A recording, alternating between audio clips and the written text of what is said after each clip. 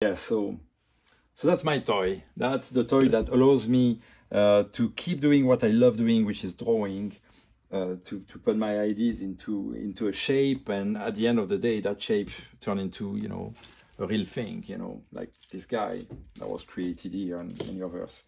So Some other ones down there. Look at you, man. yeah, so this basically it's everything you can do on a piece of paper. Yeah. So it's not new. My drawing style or whatever is not changed by that, but it's very convenient. It's very fun. I got to be honest. And my daughter, who loves graphics, loves to spend time seated on me and doing all kind of graphics. And it's easier when you want to go into the color and stuff like that. So like if I want to do a twitch bait, you know, I will decide of a shape. Say I want it to be a bit humpback, you know, and here's the mouth. I will have the belly. I will have the return. Here's the tail. If I want really something back, you know, just to change from conventional, you know, shape of a twitch bait, I will see pretty much, you know, my middle line.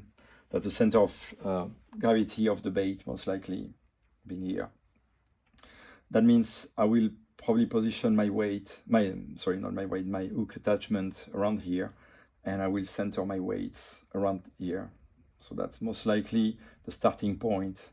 Then I will need to do some level of fine tuning, and that's what you do by working on the bait itself. Once I produced the mold and I have the body shape, that's where I make the fine tuning of trying different type of weight, the weight itself, but the material itself, because it has an impact on the center of gravity, which is very important for any lure. So thanks to that, I know also exactly where I have to position my line attachment. Of course, that's a very quick drawing just to show you as an idea.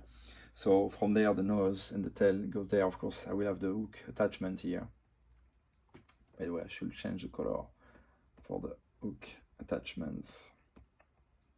It's a matter of screen is so cool. Oh, so yeah. How many different renditions are you having? Do different angles? Oh, dude. You really can do anything you want. I mean, it's a matter of first of having the ideas, to be a creative guy. It's a matter of mastering your tool, because that's what it is. That's a tool, really. You know, a very fun tool, to be honest. But that's what it is. That's a tool.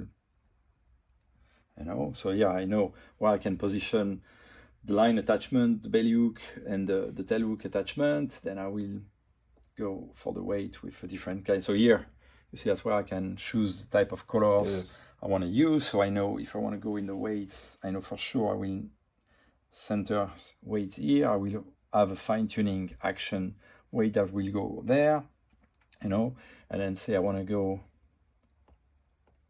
give a bit into the way the bait will have some kind of look. So I have to have a visual, and that's where the style of every designer is, you know, is a bit different.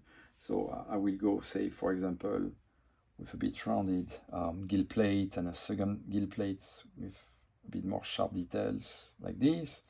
I will go with a big eye, for example, right here.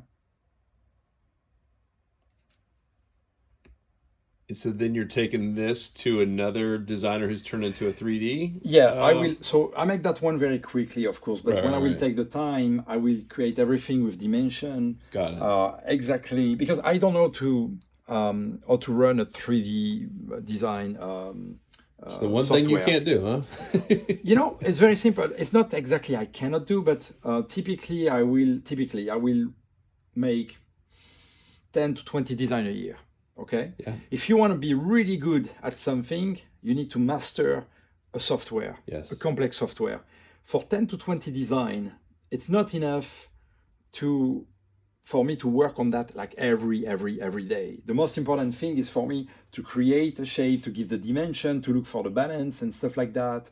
All the details, like, you know, for example, this is your special gift. That's my special gift. Yes. So once you have those things, and you know, you give the direction. So here's, you know, where I want to add the scales, for example. You know, I may want to add a you know, pectoral fin right here, you know, stuff like that. You know, some ribs on the side, kind of, you know, you can have a lip, you can have a nose. When I really spend the time, of course, to do all of that, I make the view on different angle, sideways, like this one, from the top, you know, from the back. you know, seen from the back. I will be, you know, do I want a fat or a flat one? You know, say I want it to be a fat guy, you know, to make it kind of a heavy bait, you know, for long distance, you know, you need weight, basically. You know, I will have my center here.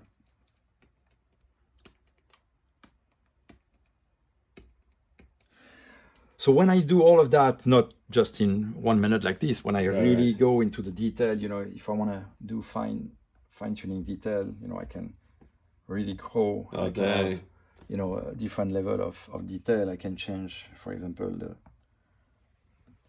the kind of... Yeah, this is so neat.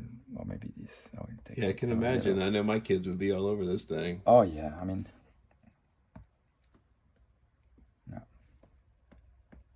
If I want, I want, say, this guy, come on. You know, you can highlight the ends, you can, I mean, I can do a lot of things. So once I design all of that, or once I go in every teeny detail, in fact, I have a set of different, drawing different angle and position, and that's where I give that to a gentleman who uses the software to just put them together as a 3D thing. Yep.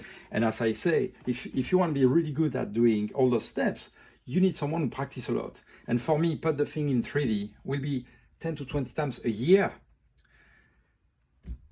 So there's not enough for me like to practice every day to be really good at that. So it's so much simpler because all the artistic work, all that is done there. Then that's turned in 3D.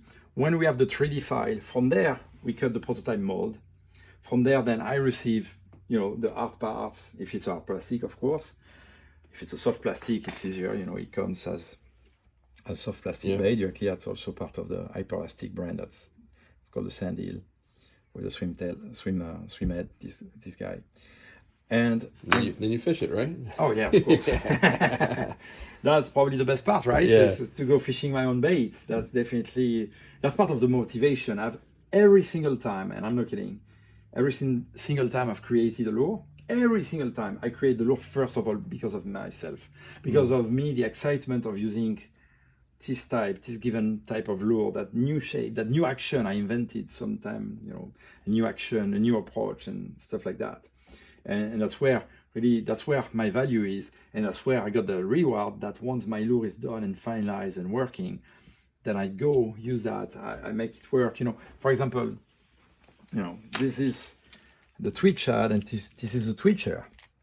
So basically what you see is the same design, right? So when I design the shape, when I make all those details that we see on the screen, you know, again, here I made them quickly just to show you, but you know, I make all those designs, the scale on the back, the ribs on the side. You know, you have a keel that's looks like a fin, but that's really a keel. This is the stuff most of us anglers take for granted, right? The attention to detail that's in there. Yeah, because, well, you have two types of detail. You have the detail who are here to make the bait good looking, and you know, that's cool. That's cool for the angler. I believe the fish don't care at all. I mean, I just want to be honest. I'm not saying I'm right. I'm right to my point of view, but other people may object I'm not right. To my point of view, the fact a bait looks like a lure, looks like a real bait, have no importance. Yeah. I don't believe in that. I never seen a case where someone beat me because they have a lure that looks like a real bait fish. I never seen that. Never. Every lure can beat everybody sometimes. So it's not a matter of that. But to me, that's why I forged my experience by saying, well, no, it doesn't matter for the fish. But many anglers feel more confident if they have a bait that looks like more of a fish. And I got it. And for me, I like it. I can make the same shape and it can look ugly if I want. But do I want it to look ugly or to look cool? Just for me as a designer, even for myself, I prefer to have a bait, well, that looks cool. I'm just being honest. But I really don't think that matters to catch one more fish. No, that's marketing, that sells. Indeed, you know, some brands are very good for that, good for their business, and good for the angler who are happy with that. If you like it, go with it. I have no problem. I don't care. I care for people to be comfortable and believe into the lure they tie on their line. Because if you tie a lure on your line that you really believe in, I believe you fish better. Confidence, baby. The confidence is key, but the confidence is part of the angler. It's not part of the relationship between the fish and the lure. So that's why when I work on that, you know, I like to think, hey, I'm proud of what I've done. I mean, I just got to be honest, you know, like all of us, I think if we can be proud of what we do, that really add another dimension to your job. And for me, my job is not just a job, that's a lifetime passion that I turn into a way to make a living for my family and myself.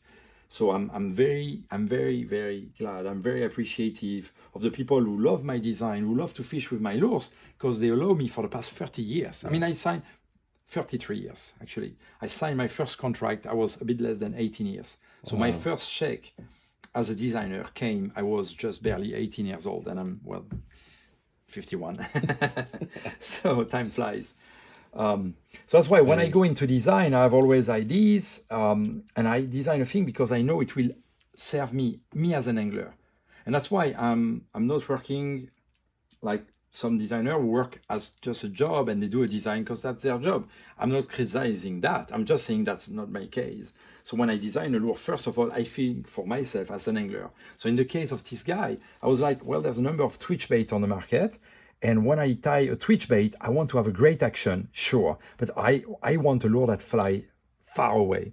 And that was my number one motivation when I designed the twitch ad, was to have a floating twitch bait that will really, truly outperform in terms of distance the other lure. Of course, you want to compare apples to apples. So the other lure of the same length and same buoyancy, which is floating, which means lighter than water. Because of course, if you want to compare the casting distance of my floating lure versus a lure of the same length that is sinking, which means that's much more heavier, of course, the sinker will cast longer. But if you compare apple to apple, if you compare a 90 millimeter twitch bait, which is this guy with another 90 millimeter twitch bait floating as well, well, this guy, I designed it and I made that by the test to make sure how this one will beat in terms of distance. So the goal number one is kind of beat the competition, but it's really to cast farther, because the farther you cast, the more you can reach a redfish or a snook or sea trout that's far away enough that that fish might not have seen you. And as you know, that's the key point. Those fish have a lot of pressure.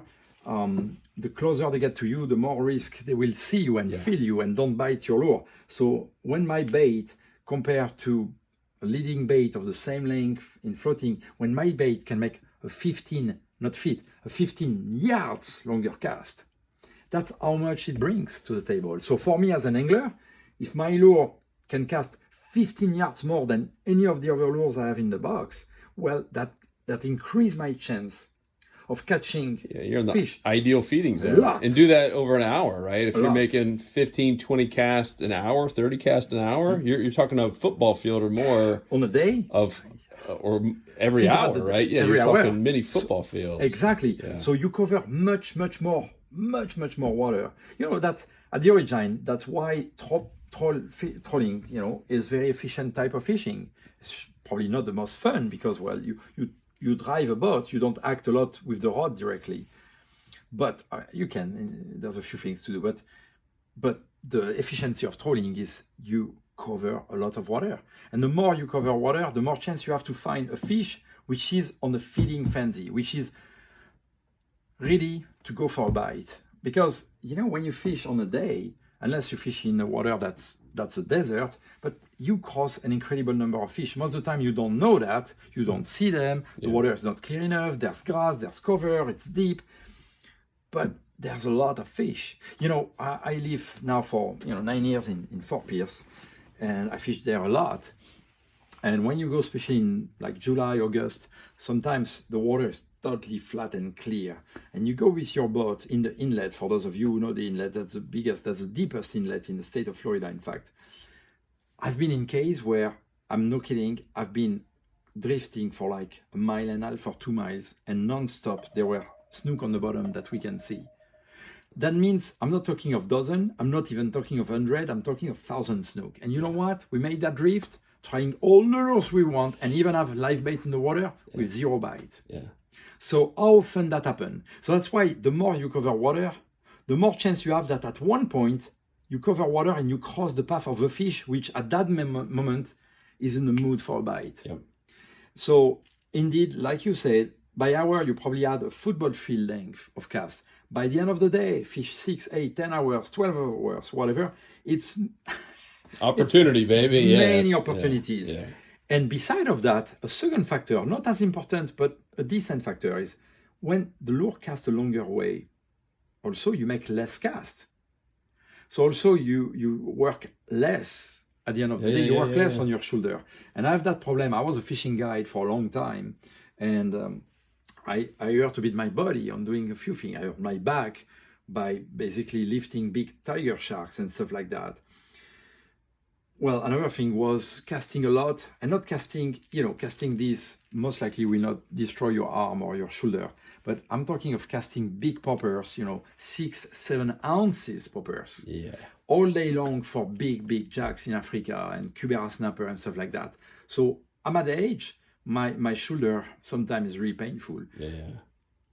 That's why I'm saying that second factor is not as important, but still, for those of you, especially when you cross that 40, 45 years old and you've been doing a lot of things with your body, well, if a lure allows you in a given day to make a bit less cast, not only you've been more efficient because you've covered more water, but because you made a bit less cast, well, a bit less pain, or maybe no pain, you keep better your accuracy. So there's different benefit to that. Yeah. And you see in the case of this guy, come on, let's keep this on in the background. Come on. There you go. So that's why when I work on design, I work with ideas, and I was like, one thing that a twitch bait don't do very well is when you want to cast and bounce that twitch bait against a seawall, against a piling, underneath a bridge. It's efficient. I'm not saying it's not. It's very efficient, in fact. The problem is a hard body. It's made of ABS. Most of them, there's a few material, but ABS is the most common. It's not made to be cast against concrete or rocks. It's not. But unfortunately, for example, snook, they love to be next to a seawall. And if you cast 3 feet away, most of you probably knows that, if you're 3 feet away, you have little chance for a bite, or much less chance for a bite than if your bait really works next to the wall or to the piling. So that's why it's very key to be able to do that. So that's why on that same design, so that's called the twitch ad. So it's a floating twitch bait. Yeah. And I came with its twin, which is the twitcher. I got personal twins. I got a boy and a girl. So in that case, I have the same design, the same type of action, but that guy is a sinker. It's a slow sinker, but it rolls on the fall. That's quite funny. There's some lure on the market who use the marketing bullshit of saying that's suspending. So they sell, because suspending, the word edge, suspending sell. But you look the lure and it falls in the water. If it falls, it's a sinking. But marketing is made for the sales. I don't want to lie to people. That's a sinking. It's a slow sinking. You still can use it in shallow water. But now, look at the body. That's a soft but firm body. And I have a 300-pound steel wire. That's bent like a V. So it's welded at the end on both ends. So that's why I can put a strong hook, a big hook. That's why also I choose to go with a bit bigger size. The floating twitch shad is 90 millimeter because it's mostly to be used, on flats or along the mangroves. When this guy, is a 105, so that's basically 1 inch longer. It's a bit heavier too. So you can use a heavier line, and now you can bounce. You can actually bounce it against the walls, against the piling. You won't break it. You won't. Yeah. And even the hook I choose, you may wonder, why do I have 2 different hooks? Why not using that type of hook, which, is what's called typically Japanese style of treble hook, Why don't I use that on this guy? Well, there's a reason. I always do things for a reason. Because these kind of points are very good and very sharp, but they are very bad when it comes to hurting rocks. The point bend very well and very much, to the point that when they bend very much, the hook became something that keep the fish away. Mm. When this type of hook is made with German steel, that type of steel, in fact, reacts better when it goes to eating the rocks. So because the purpose of this bait, I will not say people want to eat the rock, but they want to be close to the rock. That means here and there, I and you guys will eat the rocks when you use that. Then I want the lure to have a body that don't break when it's the rock, that don't make a bad noise as well, because sometimes the fish is finicky and sometimes the hard noise of a hard bait eating spook the fish. Mm. When this makes really no noise. But I want also the hook, if it eats the wall, the rocks, I want it to be the least damage possible. And that's why this type of hook with that German steel, in fact, handle much better the heat against the rock. So you see, with the same design, I was able to come with two different lures, twins lures, obviously, to fit very well the use of many people who fish, shallow water, and you still can fish in shallow water, no problem. And in that case, that guy, you see a hole in the back? Well, this very hole is here for a reason also. It's not funny, it's not cool, it's not fancy, it's useful.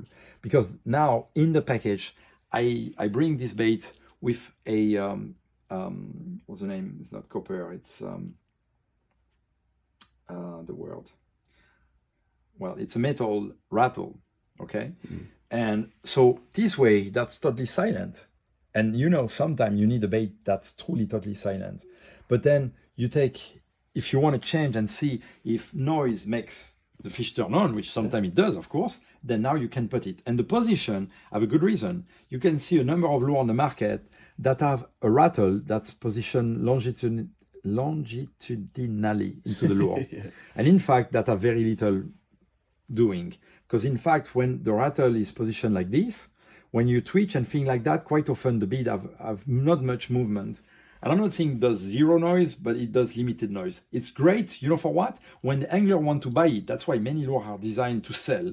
I design lure to fish, and well, we end up to sell them. That's a bit different. But many companies do think to be sold. So when you have the rattle put, in the following the axle of the lure, it's great in the shop because people shake them like this. Oh yeah, it's very noisy. But the reality is when you twitch the bait, the amount of noise is very far from what you just did by shaking the lure. So I don't try to do a marketing thing. I do an efficient thing. Having the hole sideways, when I put the brass, I was looking for the word. Brass, okay. Made of brass. So when you put the brass rattle, it's sideways. So when you twitch and you have a twitch bait, what does a twitch bait? It does that. And every time you twitch, the bait goes like this. So now you have the bead going 2 or 3 or 4 times very quickly on both sides. Bam, bam, bam. And makes a lot of noise. So it's really up to the angler, so up to me or up to you, to very quickly, simply just grab that thing, have your rattle in, twitch it, use it as a noisy or a silent bait, and you adjust. You see what's happening. If you put the rattle and you spook the fish, then okay, remove the rattle. Yeah. Don't change the lure, remove the rattle. And we're coming with more size to cover more needs, but that's where I start, and that's where I love it. Attention to detail. And by the way, over here in his little secret shed, 3,400 lures? We're going to talk about that in the podcast. We're going to podcast here with Patrick, and 3,400 lures he's fished with every one of them. So this guy, the reason he's one of the best in the world at developing this thing. So I'm pumped. You guys stay tuned. Salt Strong Podcast. We'll be interviewing Mr. Patrick Sebile. Wow, that was so cool. So cool.